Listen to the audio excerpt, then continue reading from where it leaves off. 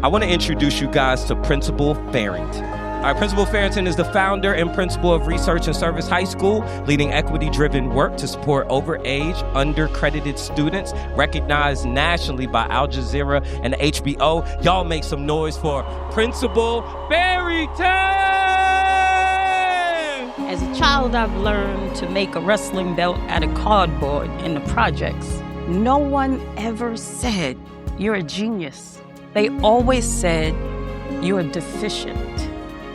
As an educational leader, you don't have control over that teacher that's getting a divorce. You don't have control over that teacher that's scared of those student loan garnishments that's about to come over. But you have control over the fact that they walk into your classroom, into your school building every day, and you're still responsible for them, the same way you're responsible for that student. So I always tell my students, it's not the 4 years you're with me, it's the 40 you're without me that I'm most concerned about.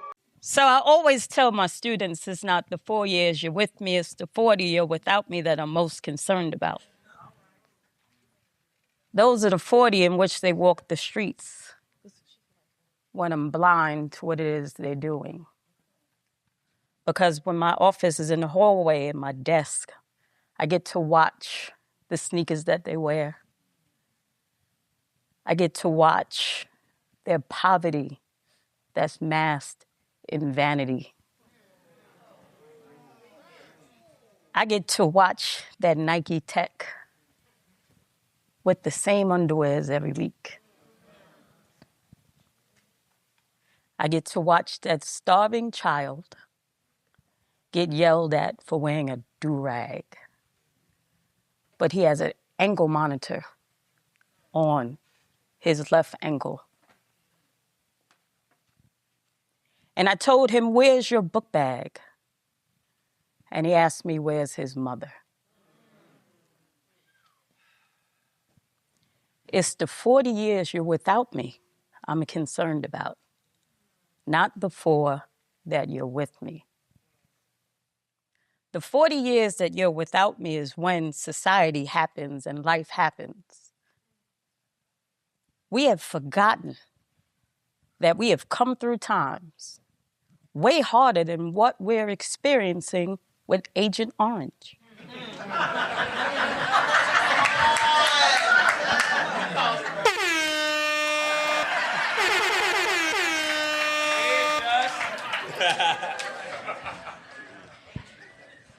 You see, there's a certain ingenuity that comes in crisis, and we've walked in it for far too long.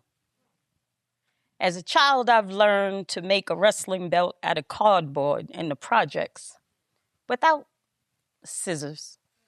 And I held WrestleMania in the back of the building on a pissy mattress. And we built an entire gymnasium. And we had a crate. And we built a basketball court.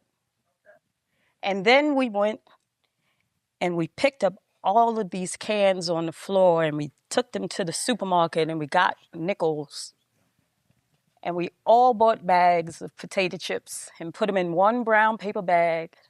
And we became chefs with 4 different packs of potato chips and made an entire meal out of that.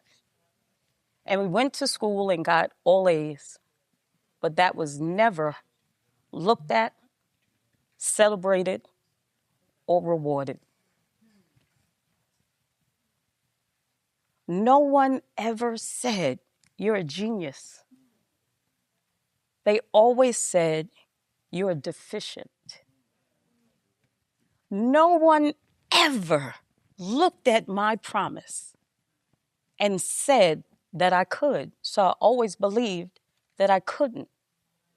So when I got the opportunity to open up a school, I always use 4 core values in everything I do and how I run my life. And I'll share those with you. The first one is called control. I may not have control over what life threw at me or even the obstacles that I placed in my way. Because sometimes I like to get in trouble. But I do have control over how I respond to all of it. I get to control. I get to choose what it is my next step is going to be. As an educator, you may not get to control what kid walks into your class because you know when you see that name on that class list, you're like, God damn it.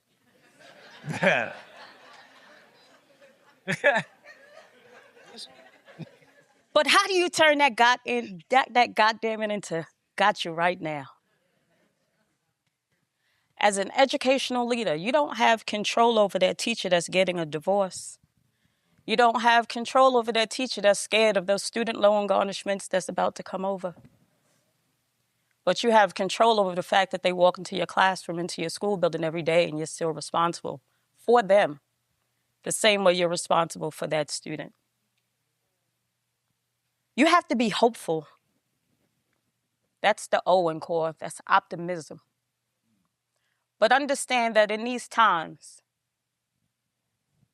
hope is not a strategy for despair. You better get out there and plan. And you better teach your children to plan too. That's free. You don't need to pay anybody to do that for you. Now, we're all in here trying to make some money. Nothing wrong with that. But hope lives there. But it's not an answer for despair. Strategy is. What is your strategy for your building? What is your strategy for your young people?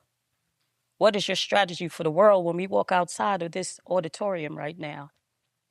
And then there's resilience. Lord, you're going to fall off, but you better bounce back. You better get back up. And you got to tell your babies that. You have to let them know because they're going to get real comfortable in this newness of success. It's going to feel different. They're going to walk differently. And then somebody, something, somewhere, somehow is going to blow them in a different direction. And you're going to be sitting there questioning, I just taught you, I just said, you just did. But now, get back up. And leader, you got to get back up too. Because when that data comes out and you've spent every hour thinking about how do I get these babies to love the person in front of them, be honorable, be respectful, be resilient, be strong. You have to sit with that for hours.